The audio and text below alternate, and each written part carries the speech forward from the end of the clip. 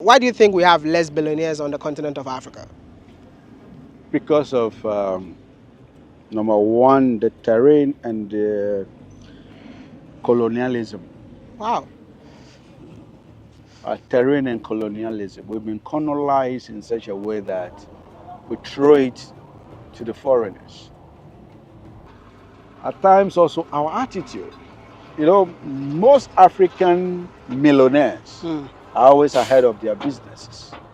What do you mean? To be a billionaire, your business has to be precedes you. Your business has to be ahead of you. Do you think my name is McDan? My name is Daniel McKorley, but my business is ahead of me. So people now call me by my business. Not your real name? Not my real name. This guy's a genius, man. A round of applause, man. A round of applause. A round of applause. When Kwame Nkrumah said a black man is capable of managing his own affairs, this is what he meant.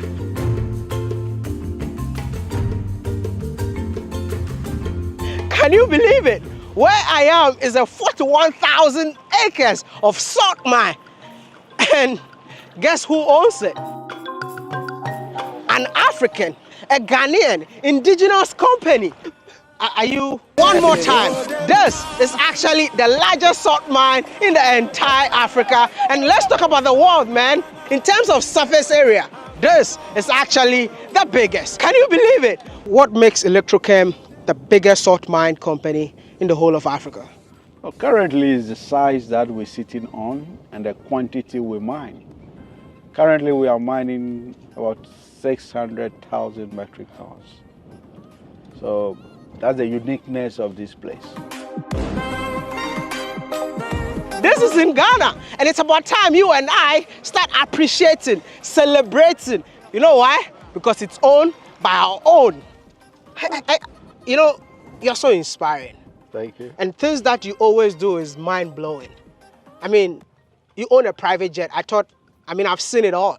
But coming in here, seeing 41,000 acres of salt production, and it's all done by you. Why did you decide to take on such a mantle all by yourself? Well, we are living in a country where some of us had to be pace setters and also dare. We cannot always look at the foreigners and outside world that they can do what we cannot do. We can do bigger things and better things than this. But I feel like currently what you guys are doing is more like a manual salt mining. Yes. So currently our main method is manual mining. You're right about that, because this is a major source of employment for the people of Ada and the surrounding areas. So we want to keep this culture and keep this method of this form of employment for them. As we expand in the other areas, we will go into mechanized mining. A round of applause, man. A round of applause. Welcome to Electrochem, the biggest salt mine in the entire continent of Africa.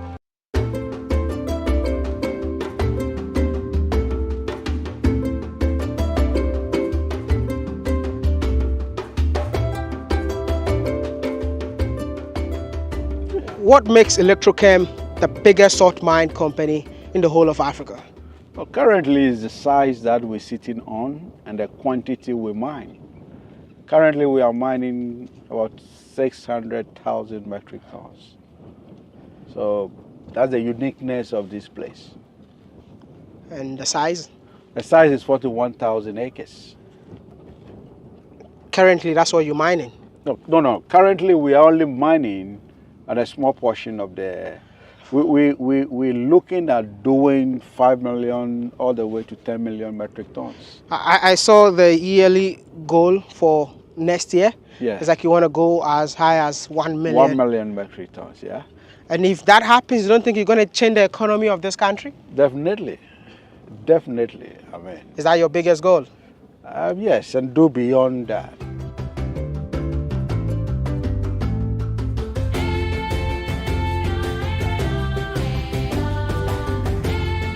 What does it take to do something like this? Actually, you need courage. You need an unlimited courage. Oh my goodness, unlimited. That's what takes you far. Did you ever face any challenge when you decided to bring this dream into reality? Well, this is the place for about 55 years. Anybody who tried failed. Wow. Nobody could come here and succeed. So I walk down here. I drove down here. From the beginning, I asked myself, am I being brave or being stupid? But one thing that keeps echoing in my mind that, look, 99% of the people will say you are wrong. You have to listen to them. It's either you are making a big mistake or you are making history. Are you making history or you're making a big mistake? Well, we haven't finished yet, but I believe that we have come too far to be making mistakes.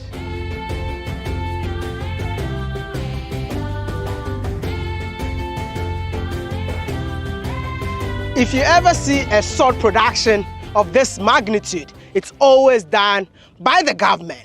But you won't believe that this one person, an individual, is doing all this. And I just want to know, why did you decide to take on such a mantle all by yourself? Well, we are living in a country where some of us have to be pace setters and also dare. We cannot always look at the foreigners and outside world that they can do what we cannot do. In my policy, I can. And luckily, I have some good people around me who are making all this happen, who read within my vision to say, look, I am going with you. It hasn't been an easy journey. If you don't have the guts, you don't have what it takes, you will stop by the way. And here we are. A lot of people around me are reading through the vision and they are catching up with the vision. I'm reading something interesting. I just want to ask a question about it. As chief servant? Is that t-shirt belongs to you? Yeah, that's mine. Why you called a chief servant? Actually, when I come here, I don't sit in the office. I'm on the field. I pick stones, I mine, I'm with excavator operators, I'm with the laborers. So those who do office job and who drive this place, they have their positions. So I come here and walk within the mine without detecting anything, just show direction. So I serve everybody here. So he's the head of the servants, yeah? Yeah, exactly. So the chief of the servants.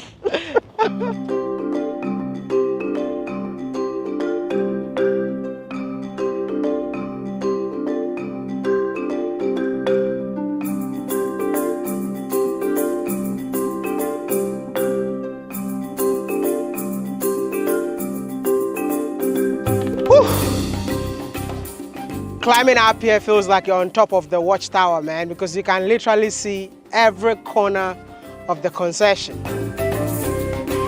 How do you feel anytime you come in here? It always feels amazing. Whenever I come up here, it feels like a spiritual experience. How spiritual? It's spiritual in the sense that this is the natural resource that God has given us. And every time you're up here, you can appreciate the magnitude of what we have. You can appreciate what God has given us. Incredible, man.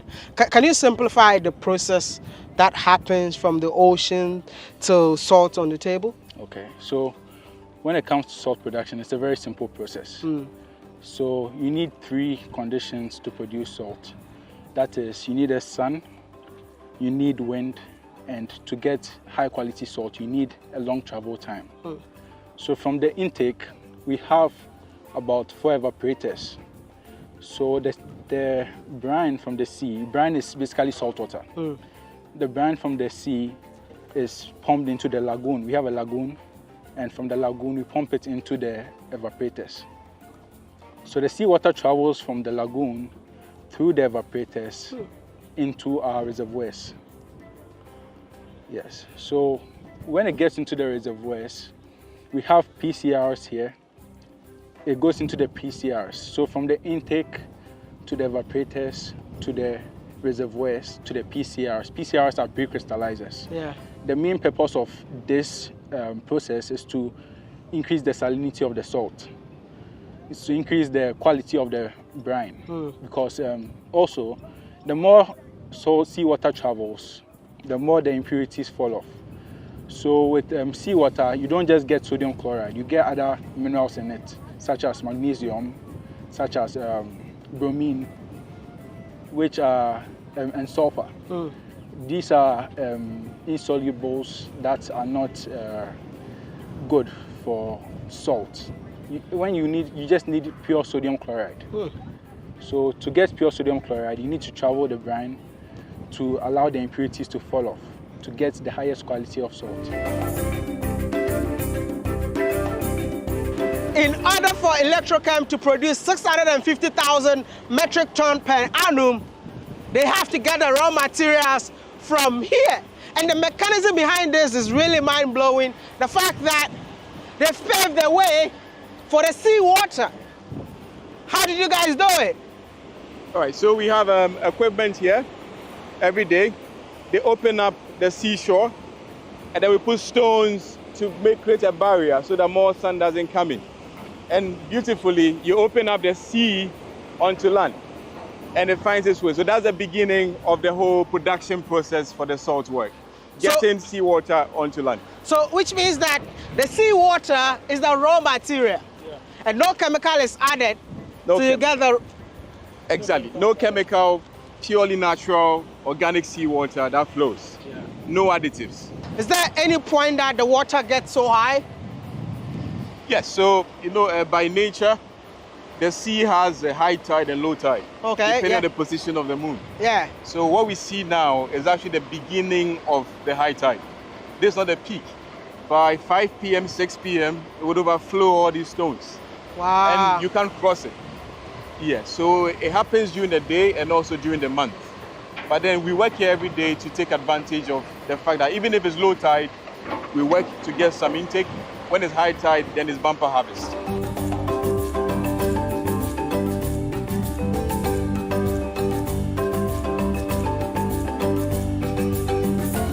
This is the second stage of the salt work.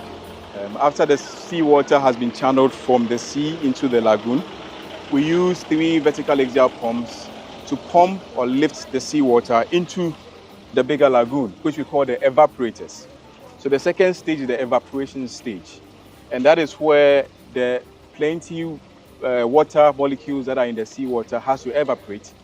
It travels a distance of about 26 kilometers between here and where it finally crystallizes so that we get the pure sodium chloride salt. During the process, the unwanted ions that are in the salt, like magnesium, calcium, which we do not eat, we do not want in the salt we produce, they get to drop behind in the lagoon as it's traveling that 26 kilometers. And by the time it reaches the crystallizing stage, we have a pure sodium chloride that everybody can enjoy.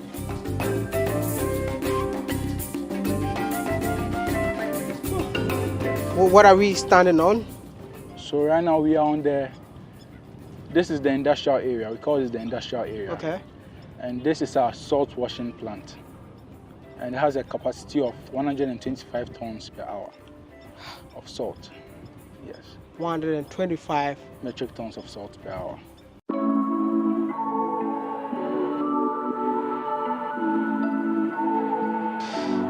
Dr. McKorley, I mean, in Ghana, everybody know you to be McDan shipping. I mean, you are into logistics. Yeah. Now you're into salt production.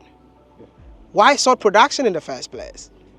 Well, for me, when I look at the extractive industry, it's all dominated by foreigners. I wanted to do chemicals, not really salt. But this is just the beginning of international chemical production. So this is a raw material to scale me up. And also, Ghana happened to be one of the best places you can get the best quality of salt. when I did my research, and I chanced here I chanced here. So I have to take advantage of the opportunity this place has to start building a whole industry. And I also believe that we got this somewhere that we have to industrialize. We have to build this country in certain areas. So my appetite and my hunger. So if I understand you very well, you're trying to change the narrative of our country being dominated by foreigners. Definitely, I mean. So you believe, in the words of Kwame Nkrumah, that a black man is capable of managing his own affairs? We are more than capable. More than capable. So what do you think that why are we not managing our own affairs? Well, it's of different factors. Number one is our attitude. Number two is our mentality. Number three is about leadership. These three factors, for me, I believe, is making us be a bit inferior mentally. Because this is not rocket science. I mean, we are in the extractive. We have so much abundance. Why can't we do it? Is number one our attitude. I mean, What kind of attitude are you talking about? well, the right attitude, the right positive attitude to think we can. You know, we forgive me to say this. I don't want to chase cheap money. I want to work hard to build something, to build a legacy. I want to build a dynasty, right? I want the youth, the youth of this country to believe in themselves. I want the youth of this country to understand that we can. No matter how difficult it is, this is our own. We can. Are you trying to say that it's possible to make it in Africa? What else will you make it? How does it feel to be the CEO of this great company? To me, I think it's presidency within presidency. If you have the privilege to superintend over $6 billion in revenue company, I don't think it's a joke. So to me, I feel it's a mission, and it's an industry that has the potential to transform the fortune of this country. Yeah. Why do you say that it's going to transform, the economy of this country? We are going outside there looking for loans, Eurobond, for $350 million. We are not even getting it. Are you getting me? So this is an industry that can give you up to $6 billion. So that being said, a lot of it will go into tax revenues. A lot of it will go into royalty to the government. So this is right in front of us here. And we can use this to transform this nation and become economically independent. We don't have to rely on loans. We don't have to rely on IMF and anything. The good thing about this too is that this is a private sector initiative. And being a private sector, not only private sector initiative, but indigenous industry owned by 100% owned locally. This is unprecedented. So we are sitting on history, and history is in the making. How many people have you employed in here? So far, currently, we have over 1,000 people directly on our payroll. And we have another close to 5,000 people indirectly making their living because of our existence in the community. As we sit right now, we need about 2,800 additional miners that will be employed as casual labor, miners, and what have you. So this is something, to me, is very significant, and it's something that we need to pay attention to. How long has Electrochem been in existence? So Electrochem took over this concession 3 years ago. Okay. Active production started 2 years ago. How has been the challenge from the locals within the area? The challenges are there, but what you realize first is that there are some people that are always against progress. It doesn't matter where it is. When transformation progress is coming, there are some people that are against it. And through that, some of them tend to be the loudest in the community. So they tend to recruit people who are not even from other area to come and cause mayhem to the workers here. People coming from Ashama, Kasua, who are not even indigenous of the area, causing troubles. Why? Because before Electrochem came here, they were destroying the lagoon in the name of Galamsey salt mining. That was the biggest threat. The environment was being desecrated, and then the whole place, as you see now, that is now revamped with lagoon water and whatever, used to be like a football park, very much open, very irresponsible mining. So when Electrochem came in, we tried to put in the order. If you are coming to do Galamsey, you are not allowed. After all, the 41,000 acre concession belongs to Electrochem.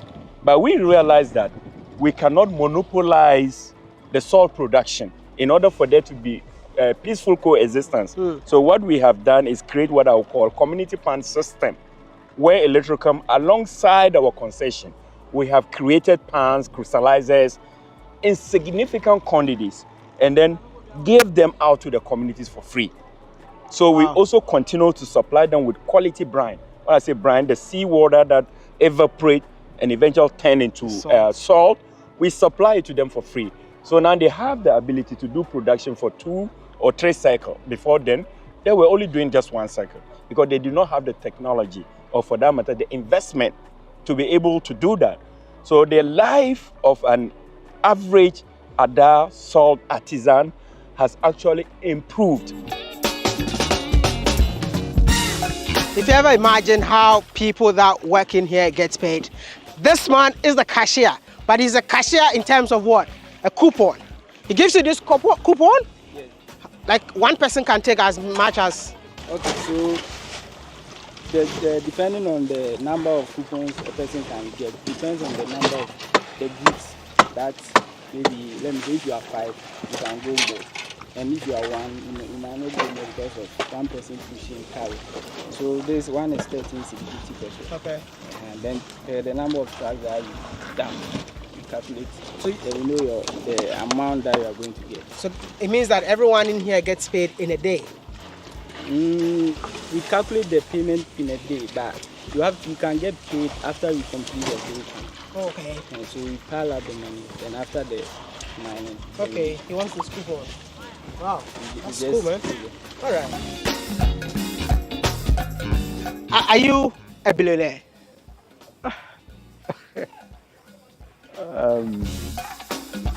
I think so. Is it rich people are so humble, eh? Listen, are you a billionaire? Yes or no? I think so.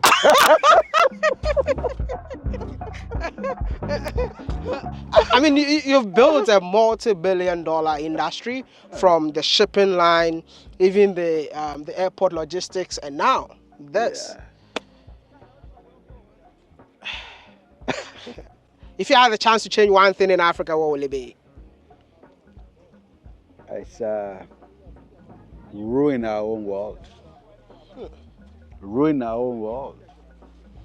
Our culture, we don't have to change anything about our culture. We have to be what we are. We have to grow in our own space. We don't need to copy too much. Do you feel like we're copying too much? I believe so. I believe so. We have gone closer to the world because of internet. We've gone very close because of the internet. Artificial intelligence has brought us very close to the West, but we cannot lose our values. Well, what has been the biggest challenge that you faced in bringing this dream into reality? My biggest challenge in my entrepreneurial journey is human resource. It's not money, it's nothing, but it's human resource. You know,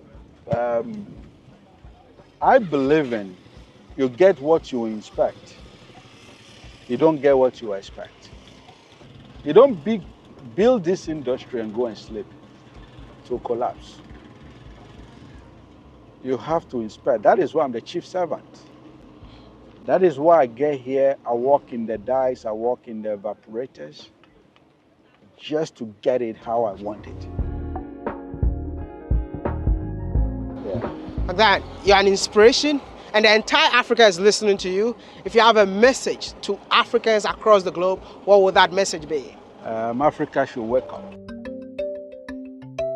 We are the next world, especially the youth of Africa. This is the only green continent left for us. There's no other green continent. So we should wake up and take leadership positions and change Africa. There's this question I've never asked anyone before, but somebody said I should ask, does money make someone happy? Does money make you happy? You know, it depends on how you see it, but money, yes, money makes me happy because I do what I can't do. I do what I wouldn't be able to do. I help people around me if I don't have money. I cannot help them. When you have money, immediately you see smiles on people's face. It makes you happy. If you don't have money to put smiles on people's face, how can you be happy? Then that comes to my next question. How are you touching lives in Ghana? Well, you can Google the McDan Entrepreneurial Challenge. You can Google the McDan Entrepreneurial. We have the biggest foundation in the country. I mean, we're building schools. We build about 9 schools. We're helping hospitals. We're building astroturfs across the country. We're helping women across the country with interest-free loans. Interest-free? Yeah, so only far, women? Only women. Only women. Can you give me the cloth? Let me put it there. I will just have some boobs today. Only women. We have over 500,000 children on our scholarship. Wow. Actually, I wanted to be an accountant, and this opportunity given to me, I took it, and I didn't take it for granted. As I speak to you now, I'm a level 400 accounting student, and it's all because of the scholarship. If not, I wouldn't be there now. So we're touching lives. Why do you do all of that? This is the boy from the street. Giving back to the street. Giving back to the street. You know, I came from the street, and I don't know how many young boys and girls can survive what I survived. How do you feel anytime you come in here? This is challenging, you know. Everybody expects me to be happy when I walk in here, but I see challenge. This is a challenge because this is just the beginning. I've not even reached 50% of my own potential. So why should I be happy? What do you mean by you've not reached 50% of your own potential? What do you mean by that? I haven't reached 50% of my own potential. I got to do 10 million metric tons. Why should I be happy of 600? Your goals are bigger. You know, you see, you have to set. You know, in Africa, you have to be a gorilla. What does that mean? You have to think like a gorilla. You think like a dwarf, you become a dwarf. You think and walk like a gorilla, you become a gorilla. No two ways about it. What has been the lowest moment in your entire entrepreneurship journey? The lowest moment? The lowest moment in my journey, should I call it my lowest moment? I don't think I've seen any lowest moment in my entrepreneurial journey. Why? Well, what people think is unfortunate for me, it's not. Where people expect me to go low, no. It comes as an experience. Every misfortune becomes part of your business journey. So what do you do? Honestly, I'm thinking about it. It doesn't make me a Superman. But